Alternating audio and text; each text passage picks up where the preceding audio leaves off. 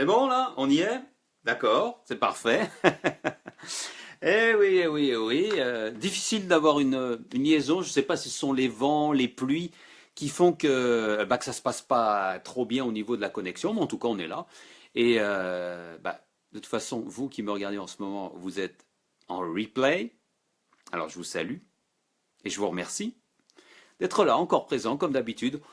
Peut-être pas de me regarder, hein, je vous en veux pas du tout, mais peut-être de m'écouter pendant que vous avez une autre occupation le matin. J'ai appris que certains ou certaines écoutaient en faisant la vaisselle ou en vacant à d'autres occupations. Moi, je trouve que c'est une excellente idée, je fais la même chose.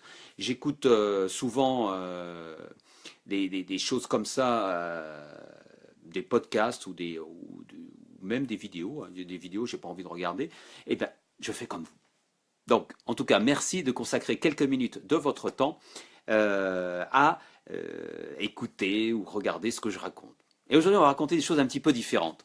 On va aller du côté de Rome, on va aller du côté de l'ancienne Roumanie, et on va aller du côté d'une colonne particulière. Si vous êtes des fidèles de LMV, aujourd'hui c'est le numéro 99, eh ben, vous savez de quelle colonne je parle déjà.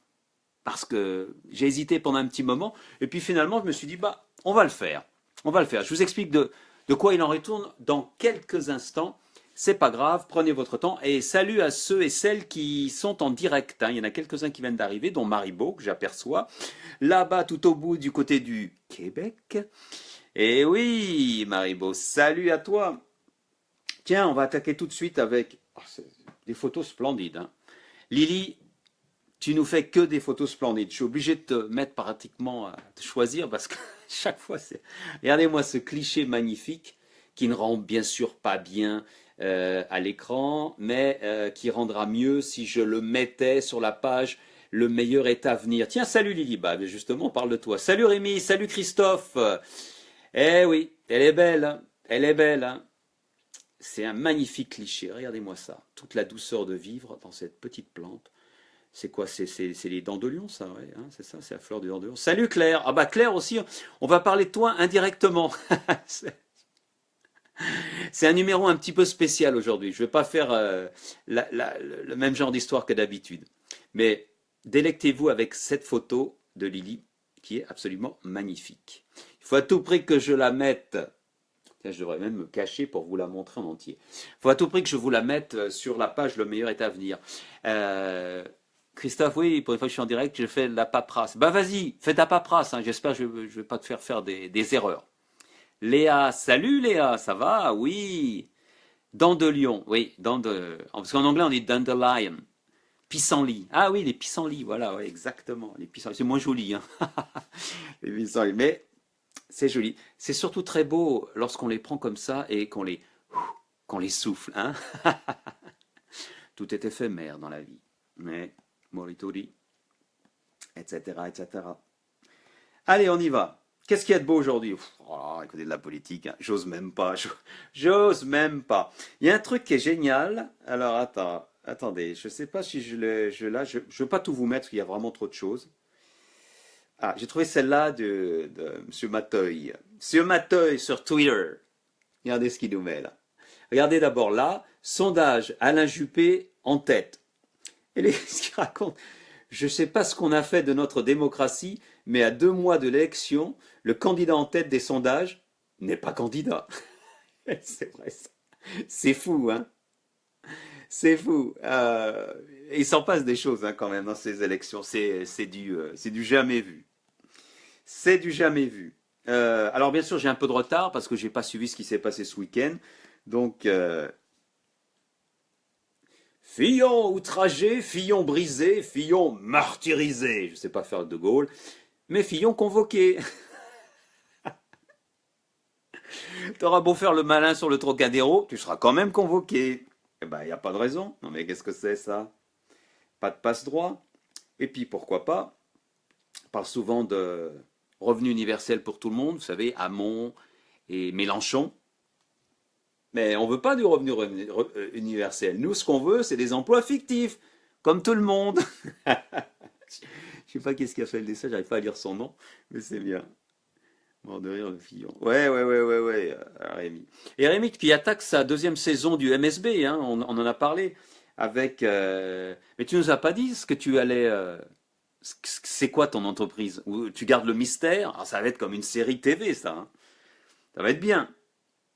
On a fait Juppé. Ah oui, je voulais faire une photo. Alors, une photo de.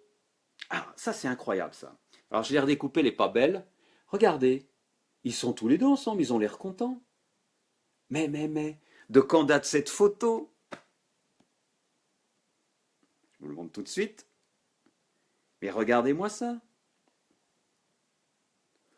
Du mois de juillet de l'année dernière. Au col du Tourmalet, pendant le Tour de France. Là, on le voit.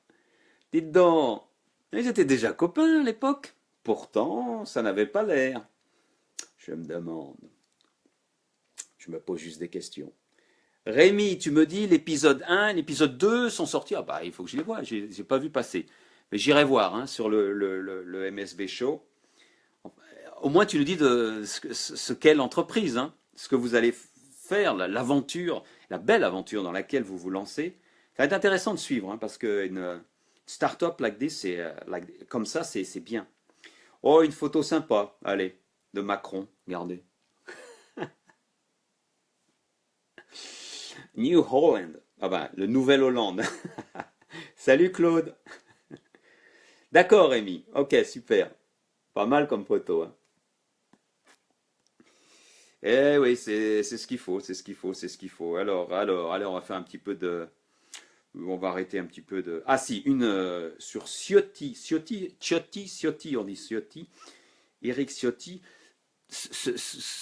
le gars qui n'arrête pas d'embêter les gens qui essayent d'aider les migrants dans la vallée de la Roya. Non mais il est incroyable lui. Je crois qu'il doit être le patron du département ou un truc comme ça, mais alors lui, il en tient une couche, hein. Regardez, alors je vous la montre par le haut. Voilà, une photo, Eric Ciotti, inauguration d'un mur. Mais alors, regardez la légende, elle est super sympa. Le projet d'emmurer Ciotti avance bien pour l'instant. Il ne se rend compte de rien, je vous tiens au courant. C'est excellent. Je sais plus qui c'est qui a mis ça, je ne l'ai pas mis là, je crois que c'était un Emmanuel sur Twitter, hein. Bon anniversaire Claude, c'est vrai, on t'a souhaité bon anniversaire Claude. Hein? Allez, on quitte la politique. J'aime bien celle-là, avec des bananes. Elle est jolie celle-là, elle est mignonne. Ah, vous la voyez pas. Ah, vous voyez pas en haut. Là en haut, il y a les deux bananes en fait qui s'enlacent. Ah, c'est dommage, on peut pas voir, ouais. Désolé.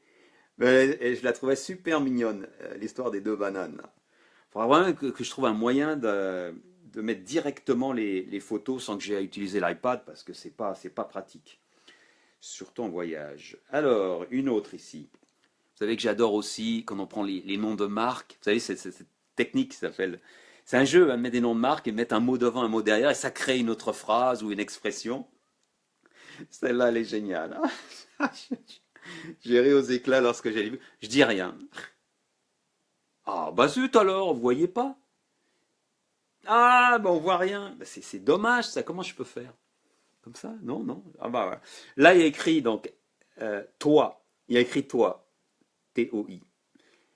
Ève, lève-toi. Je sais, je sais. Elle est nulle. En plus, vous la voyez même pas, donc je vous fais perdre votre temps. Désolé, mais je vous dis, j'ai ri aux éclats lorsque je l'ai vu. Et qu'est-ce qui a partagé ça? C'est Véronique. Merci Véronique. Et la banane, c'était Estelle. Estelle, grande pourvoyeuse de petites blagues comme ça. Et j'ai bien aimé. Alors, quoi d'autre? Ah, celle-là, elle est excellente. Et après, on arrête parce que j'ai déjà pris assez de retard. On va faire l'histoire du jour. Si c'était la fin du monde, je crois que je passerais les 20 premières minutes à m'énerver sur mon Wi-Fi qui ne marche pas. Oui, c'est vrai, hein, on en est arrivé à un point que on a tellement la tête dans nos smartphones, les iPads, les choses comme ça. D'ailleurs, je vous prépare un petit article sur mon blog à ce sujet-là, un petit peu. Mais on en reparlera. Et aussi, je vous prépare la sortie du volume 9 de La femme sans peur. Ça vient. Ça vient, ça vient. C'est aux petits oignons. Ça va être superbe. Il va y avoir des coups de théâtre. Je vous dis que ça, pour ceux et celles qui suivent la série. On est fou avec la Wi-Fi. Non, mais c'est vrai, tu as raison. Salut Gilles. On est fou avec la Wi-Fi. Moi, je suis partout, je cherche la Wi-Fi. En France, ça va, j'ai une Wi-Fi portable, mais qu'est-ce que je suis en train de faire, moi? J'ai une Wi-Fi, j'ai une Wi-Fi portable, mais à l'étranger, bon, c'est beaucoup plus difficile. Allez, on part pour l'histoire. Alors aujourd'hui, c'est pas une histoire feel good, bisounours, etc. C'est une histoire méchante. Le meilleur est à venir. Ah bah elle est bien, le meilleur est à venir. Bah oui, c'est une histoire méchante. Qui commence avec cette photo qui va faire sourire Claire et ceux et celles qui ont suivi les épisodes 91 et 93. Ça commence avec ce cliché. Voilà. Ça commence avec ce cliché. Tout bête. Monette, Léa, tu en es au volume 4 et j'adore. Oh, bah c'est super, super sympa, merci. Bah continue, hein, surtout pas. Ce cliché a été pris par Claire il y a à peu près 6 ans, alors qu'elle se promenait du côté de Saint-Germain-en-Laye. Et lorsqu'elle m'a montré cette photo sur Facebook, je l'ai vue sur Facebook, je vous raconte, je fais un résumé de l'histoire, je me suis dit, mais qu'est-ce que c'est? On dirait des soldats romains, des guerriers romains, on dirait une sorte de colonne, mais qu'est-ce que c'est? Et ceux qui me connaissent savent que lorsque je me prends la tête sur quelque chose, je veux savoir, je fais des recherches, et je fonce, jusqu'à trouver ce que c'est. Et Internet est génial pour ça. Je peux passer des heures à faire des recherches à partir d'une seule photo, comme ça, et trouver ce que c'est. Parce que elle-même, Claire, voilà Lydie, ça veut dire qu'elle a bien suivi. Je vous la fais courte. Claire avait la photo, mais ne se rappelait plus de ce que c'était du tout. Et puis finalement, alors je vous montre ça vite fait. Je vous avais dit Google Maps est mon ami. Le château de Saint-Germain-en-Laye qu'elle avait visité, et en cherchant bien, j'ai vu qu'il y avait cette espèce de plot là, et je me suis dit, bah, peut-être ça. Et en allant sur Google Streets, après, eh ben, ça devient beaucoup plus clair, puisque sur Google Streets, je l'avais trouvé ici. Ça, c'est une photo Google Street, hein. Je l'aurais piqué, tac, et ici. Et donc, le mystère était résolu. On avait retrouvé la fameuse colonne. La voici.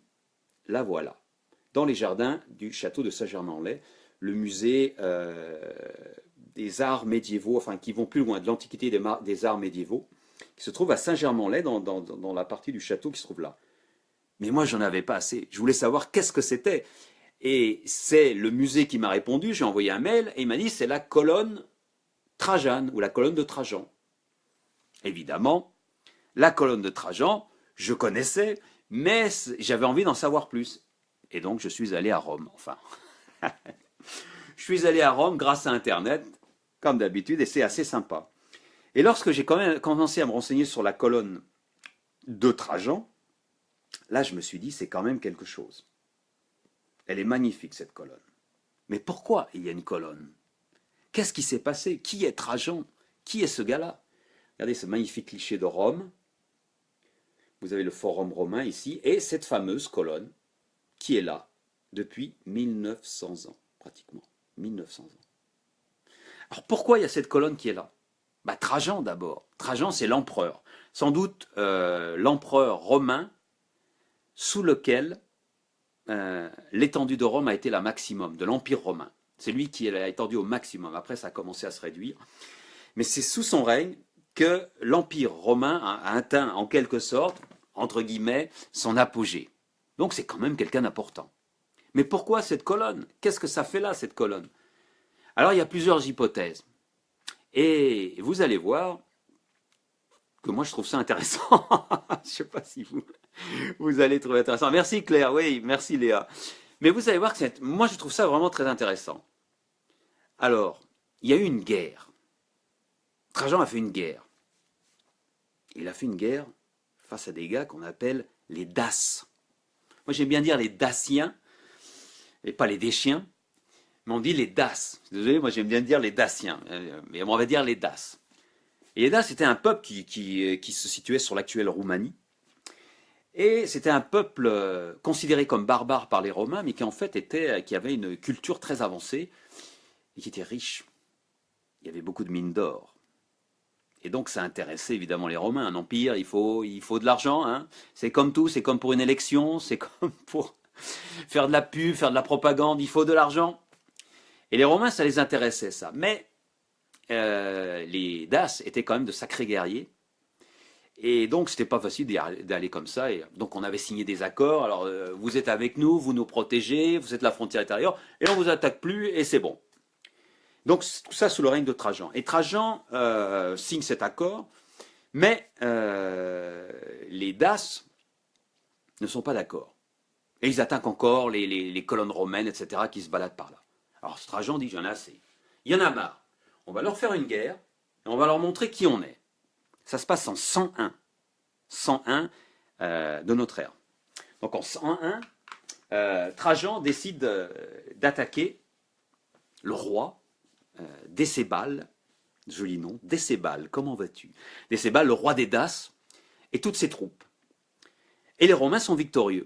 101, 102, donc c'est la première campagne contre les Daces. Alors là, on signe un autre contrat. On dit, bon, on va signer une paix. Et Décébal promet, promis, juré, croix de bois, croix de fer, si je mange, je vais en enfer, enfin quelque chose comme ça. On vous attaque plus, on vous protège et on ne fait rien de particulier. Voilà. Ok, très bien. Eh ben, ça va comme ça. Quelques années passent, mais comme dit le proverbe romain, ne croyez pas un Dace. Et évidemment, les Daces, et c'était d'ailleurs la réputation qu'ils avaient, on ne pouvait pas leur faire confiance à l'époque romaine, à cette époque-là. Évidemment, ils rompent le pacte et attaquent les Romains, enfin, ils font des incursions sur le territoire romain. Et là, en sens, Trajan se dit, non, c'est plus possible ça. Ça va pas être possible. On va monter une expédition, et cette fois-ci, on va les exterminer. Et là, ça ne rigole plus. Trajan, il va avec des sacrées troupes, il passe le Danube, il passe donc en Roumanie, et, ben oui, il massacre tout le monde. Toutes les troupes daces sont exterminées, pratiquement.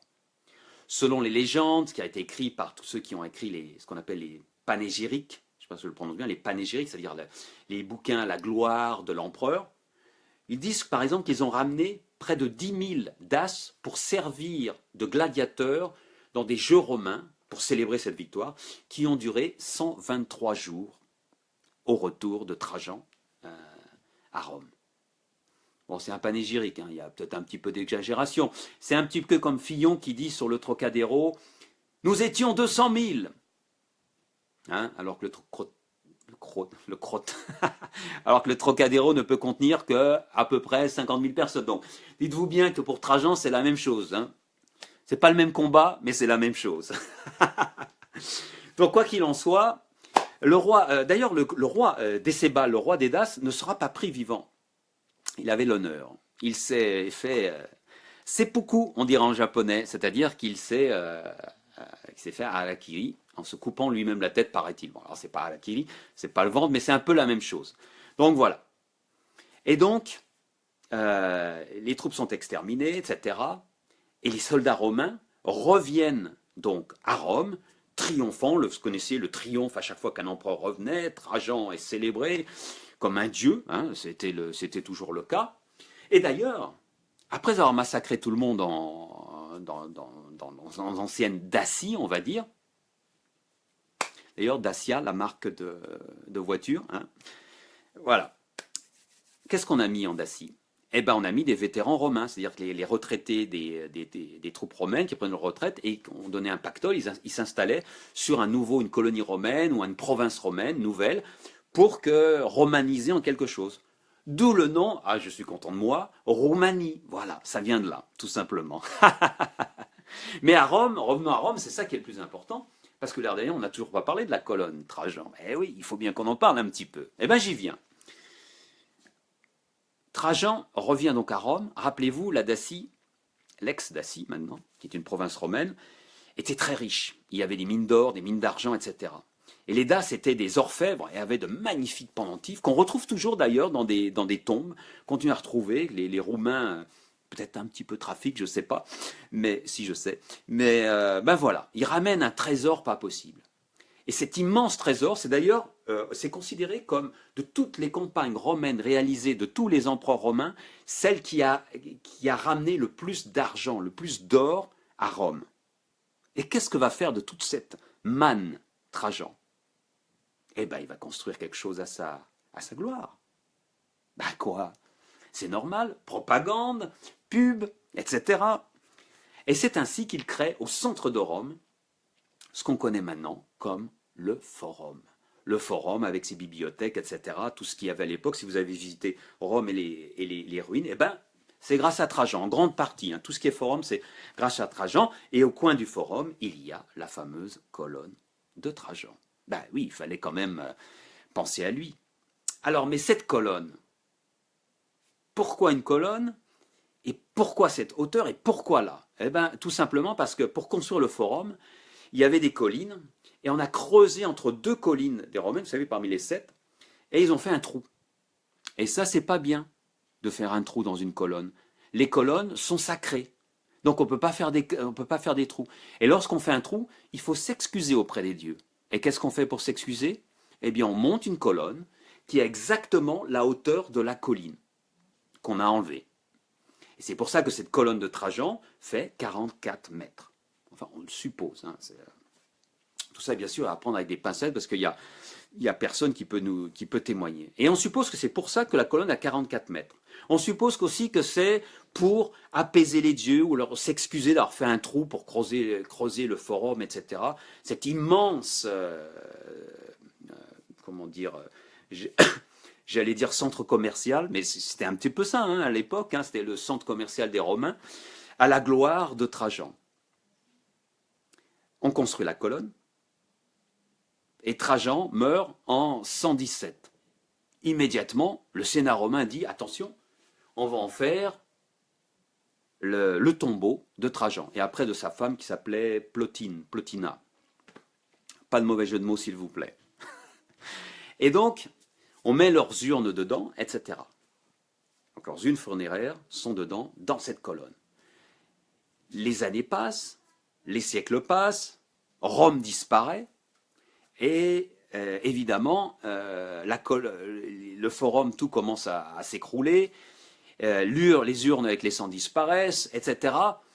Et puis un tremblement de terre en 800 à Rome qui fait s'écrouler presque tout le forum, mais la colonne tient. Et elle fascine. Au fil des siècles, cette colonne fascine sans arrêt, sans arrêt, sans arrêt. À tel point qu'au moment de la Renaissance, je vous l'ai déjà dit, il y avait Raphaël et ses étudiants et d'autres grands de la Renaissance, grands sculpteurs, venaient étudier cette colonne pour comprendre comment elle avait été construite, de quelle façon, parce que c'était une véritable merveille. Et c'était d'ailleurs la première fois, c'était un progrès technique absolument fabuleux lorsqu'elle a été construite. Pourquoi? Et c'est ça qui est fabuleux. Moi, j'adore cette partie. Alors, si vous ne l'aimez pas, coupez, allez faire quelque chose et revenez après, parce qu'il y a une conclusion, il y a une chute aussi. Mais sinon, il ne faut pas que je déborde, mais je dois être un petit peu loin. Jamais tant pis. C'est passionnant. Comment on a fait cette colonne? Parce que c'est une colonne immonde. Elle fait 40 mètres de haut. Elle est large d'à peu près 7-8 mètres. Ça dépend de quel niveau. Et il a fallu assembler tout ça. Elle est en marbre. Elle est en marbre. Du marbre de Carrare, qu'on a amené de Carrare, donc du nord de l'Italie. Et on a découpé donc des blocs immenses qui faisaient 50 tonnes. Et dans ces blocs, on a creusé le rond, on a fait des fûts. Donc on a creusé l'extérieur. Et ensuite, on a creusé l'intérieur en y gardant les marches. Eh oui, parce qu'on peut monter dedans. Les marches sont d'origine, c'est-à-dire qu'on ne les a pas scellées après, elles sont d'origine. Je ne sais pas si vous imaginez la prouesse technique pour réaliser ce truc-là. C'est absolument fabuleux. Alors donc, on construit tout ça, et c'est avec 18 blocs, j'avais oublié le nombre, 18 blocs de marbre, creusés, ronds, des fûts comme ça, je pourrais vous montrer les photos quand même, j'ai les photos. Non, on va pas prendre le temps dans les photos, sinon on va y rester 2 heures. Mais tout ça est amené à Rome. Et ensuite, mais comment on va monter tout ça? Comment on va monter ces colonnes? Il y en a 18 comme ça à monter. Et elles ne sont pas sculptées. Attention, les frises que vous avez vues dessus, les bas-reliefs, ne sont pas dessus encore. Ils sont lisses. Alors pour les monter, je ne vais pas vous raconter, mais c'est fabuleux. Il y a un système de poulies. Et leur taille est vraiment précise de façon à ce que ça ne s'écroule pas. Les marches sont mises de façon aussi particulière pour être sûr que toutes les joints des marches ne sont pas au même niveau vertical, ce qui aurait tendance à faire s'écrouler la colonne. C'est un truc absolument fabuleux, qui prendrait des heures à raconter, mais qui est une prouesse technologique absolument superbe. Ne serait-ce qu'au niveau de la stéréotomie, c'est-à-dire l'art d'assembler des pierres pour faire une forme assez difficile, comme des voûtes, voyez, des trucs comme ça. Vraiment un exploit technologique. Alors on monte la colonne, là, je fais vite, et là j'en arrive à la partie manga. On monte la colonne, et la colonne est montée, mais elle est toujours lisse. Et pourtant, vous l'avez vu, hein, je vous l'ai montré il y a quelques instants, dessus, il y a toutes ces... voilà, je prends la photo de Claire, qui est une copie, hein, c'est la copie. Hop, pardon, là on ne la voit pas bien. Voilà, vous voyez, il y a tout ça dessus. Et tout ça n'y est pas, c'est lisse. Ce qui se passe, c'est qu'il y avait bien sûr des échafaudages autour de la colonne pour la hisser. On a calculé qu'il y avait sans doute 8 sculpteurs, 8 ou 10 sculpteurs, qui en même temps vont sculpter la colonne. C'est-à-dire en même temps, ils sont chacun à un étage, et en tournant, ils commencent à creuser et à faire leur frise.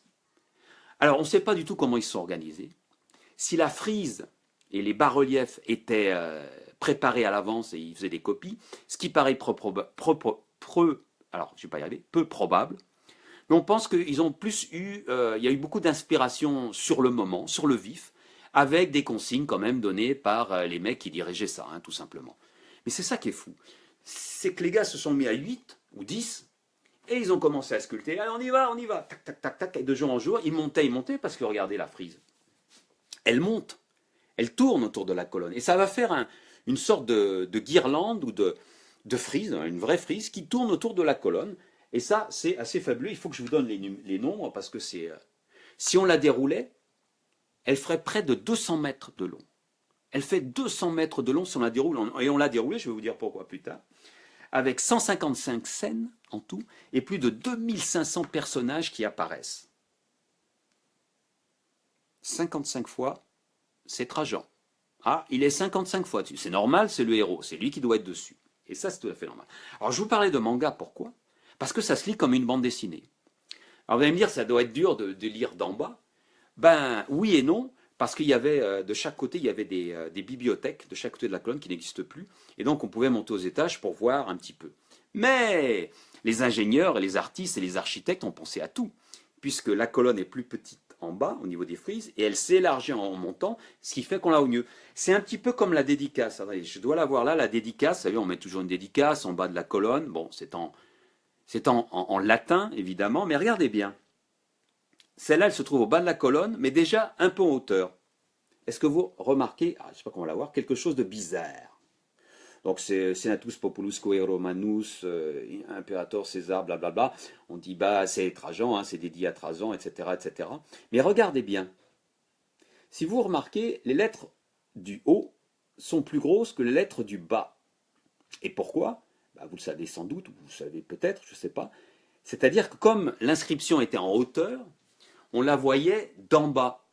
Et pour pouvoir que les lettres soient égales, on mettait les lettres du bas plus petites et celles en hauteur plus grandes. Ce qui fait qu'avec l'inclinaison, elles apparaissaient toutes de la même largeur et la même taille. Là, vous le voyez bien, vous voyez, les lettres du bas sont beaucoup plus petites. Ici, vous voyez, il y a un trait là qui coupe. Oui, c'est qu'après, au Moyen-Âge, on a voulu mettre une petite église. Là, c'est juste en bas de la colonne est là. Et donc ça c'est le toit de la petite église dédiée à Saint-Nicolas, je crois, hein, Saint-Nicolas, voilà, on l'a enlevé ensuite. Mais bon, le mal est fait, mais on a pu lire tout, hein, de toute façon. Donc voilà des exemples. Mais maintenant, et je vais en finir là, qu'est-ce qu'elle raconte cette colonne? Qu'est-ce qu'elle raconte? Elle est à la gloire de Trajan, on le sait. Mais un truc qui a étonné tous ceux qui l'ont étudié, il y a des gens qui ont fait des thèses rien que sur l'histoire de cette colonne, sur l'histoire de la bande dessinée, hein, le manga qui est dessus. Un truc étonnant, c'est qu'il n'y a pratiquement pas de scène de guerre. Pourtant les Romains, c'était pas des tendres. Ils les ont massacrés, les Daces, je vous ai raconté. Du côté de la Dacie, la future Roumanie. Il y a eu des morts, il y a eu des massacres. Sur la frise, 200 mètres de long, il n'y a pratiquement rien de ça. pratiquement rien. Bon, il y a quelques têtes coupées, des choses comme ça. Il y a même un truc bizarre. À un moment, sur la frise, je ne l'ai pas en photo, il y a 5 femmes daciennes, qui sont en train de torturer 3 hommes. Alors qu'est-ce que ça fait là, ça? Personne ne sait. En fait, il n'y a pas de réponse. Alors certains pensent que les 3 hommes sont des Romains, et d'autres pensent qu'en fait ces 5 daciennes sont en train de frapper des guerriers daciens parce qu'elles ont perdu leur mari. Ils se disent, mais qu'est-ce que vous avez fait? Vous n'avez pas su vous battre. Enfin, on ne sait pas trop. On ne peut que imaginer ce qui se passe. Alors, mais ce qui est sûr, c'est qu'il y a très peu de scènes de guerre. Alors qu'est-ce qu'il y a dessus? Eh ben, d'abord, il y a les discours de l'empereur, hein, un petit peu comme, allez, Fillon au Trocadéro. Oui, bon, un petit peu dans le même style. Je suis désolé, j'insiste beaucoup. L'empereur qui s'adresse. Voilà. Ensuite, il y a tout ce qui est voyage. Le voyage pour aller traverser le Danube, traverser, parce qu'il fallait près de. À la vitesse romaine, il fallait pratiquement 1 mois pour aller jusqu'en Dacie. Donc ça prenait du temps. Et puis ensuite, il y a les préparations. Les préparations du camp, les préparations des outils de guerre, machin chose. Donc il y a très peu de scènes de guerre. Et les autres scènes aussi qu'il y a, c'est des scènes de... Bah, quand on revient avec le butin. Je ne veux pas dire pillage, mais en gros c'est ça. Je dois en avoir une quelque part par là, je voulais vous montrer ça. Ah voilà. Voilà, je vous en montre une. Ouais, les Romains, les soldats, bon, tout va bien les gars, ouais, allez, on charge. C'est pas FedEx, c'est FedEx ou UPS, mais c'est pareil. Allez, on rentre à la maison. Donc ils rentrent de ce côté-là, vers Rome, bien sûr. Et regardez les détails et la qualité de ces bas-reliefs avec tous ces petits détails qui ont été sauvés d'une façon assez bizarre parce que au XXe siècle, la pollution a beaucoup abîmé la colonne Trajane. Elle a été beaucoup abîmée et donc on n'a plus tous ces détails sur la colonne, mais on les a sur des moules. Mais de qui sont-ils ces moules? Si vous avez suivi l'épisode 93, vous le savez. Ça a été d'abord François Ier qui est tombé amoureux de cette colonne, qui s'est dit il faut que je fasse des moules. Il n'a pas réussi, il a dépensé beaucoup d'argent, mais ça n'a pas bien marché, il n'avait pas les technologies. Ensuite, Louis XIII a essayé de faire des moules de cette colonne si belle, et il n'a pas réussi non plus. Louis XIV, qu'on appelait aussi, il avait un surnom, c'était le Trajan de France ou un truc comme ça. Il n'était pas que le roi Soleil, hein, c'était le Trajan de France. Hein. Trajan, le plus grand des empereurs romains, plus grand étendue, guerre fantastique contre les Daces. Eh ben, moi, je suis le Trajan de France. Bah, il ne faut pas se gêner. Hein. Faut y aller. Et lui non plus ne réussira pas. Il faudra attendre Napoléon III, c'était vraiment une obsession chez les Français, qui arrive à faire tous les moulages de cette colonne. Et ensuite, dans ces moulages, à fondre pas du cuivre, j'ai plus le nom, mais un métal. Ce métal que vous voyez là, c'est du plomb, je crois. C'est du plomb, je sais plus. Enfin bref, et qui donne ces moulages que vous avez là et qu'on a vu tout à l'heure sur la photo de Claire. Bon voilà, et on arrive à ça. Ça en fait des histoires quand même. Et tout ça parce que un gars qui s'appelle Trajan a décidé qu'il fallait un monument à sa gloire. Je répète la même phrase, ah désolé.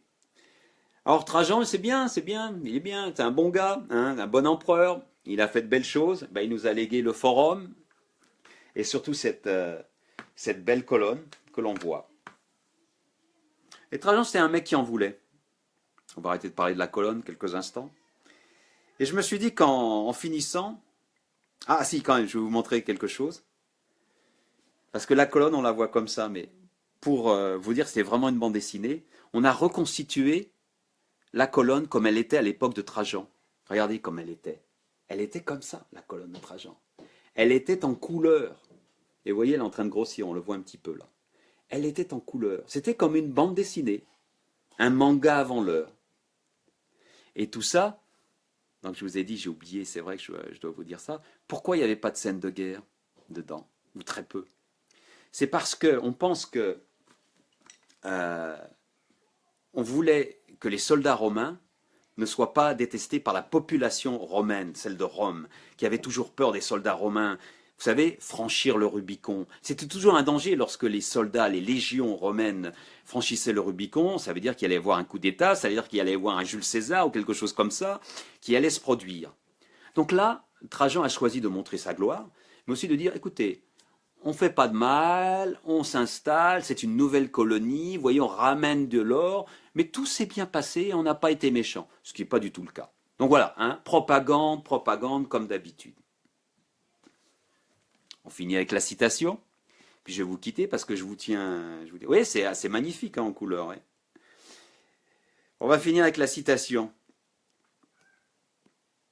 Parce que la citation vaut son pesant d'or aussi. Mais oui, mais là, je vais avoir du mal avec ma citation. On va vous la mettre comme ça.